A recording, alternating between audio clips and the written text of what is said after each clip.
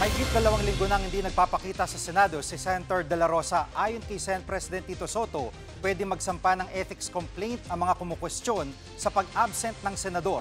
Live mula sa Senado, nangunguna sa balita si News 5 Senate Correspondent Mean Los Baños. Mean, nakapagpaliwanag na ba si Senator De La Rosa kay SP Soto kung bakit hindi siya dumadalo sa mga sesyon?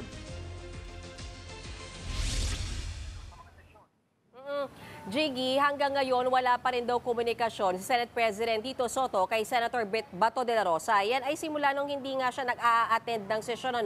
Matatandaan natin, November 11, nag-resume ng sesyon ng Senado at simula noon hindi na natin nakita si Senator Bato de la Rosa. At bago nga yan ay umugong-ugong yung balita na di umano, may palabas na ICC warrant laban kay Senator Bato. At simula nga, gaya ng sinabi ko, November 11, hanggang ngayon, hindi pa siya pumapasok sa session ng Senado o kahit sa anong committee hearings o deliberasyon ng budget.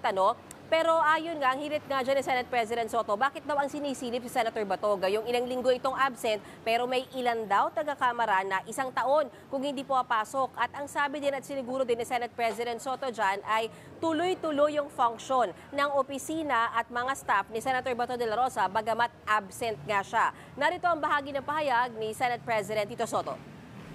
Hindi. Walang ganung rule sa mga legislators Opo. In any of our rules or even in the Constitution. Siguro kung mayroong mga kababayan tayo na gustong tanungin itong ganyan, at saka let's say gustong panagutin ng isang legislator, mag-file sila ng ethics complaint.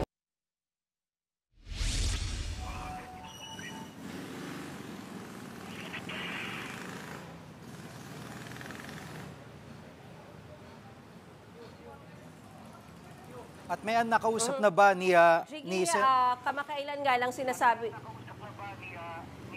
Go ahead, Mayan. Ikaw muna. Go ahead, Jiggy. Go ahead. Sige. Ladies first. Sige. Ladies first.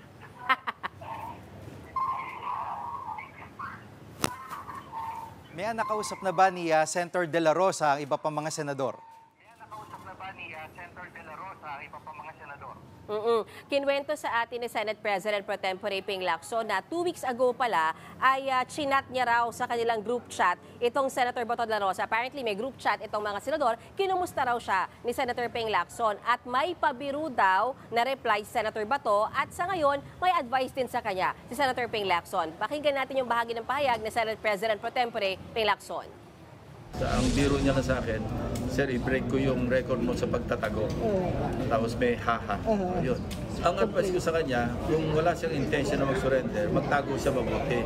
Ang advice ko sa law enforcement, hanapin niyo siya mabuti. Trabaho nila yan maghanap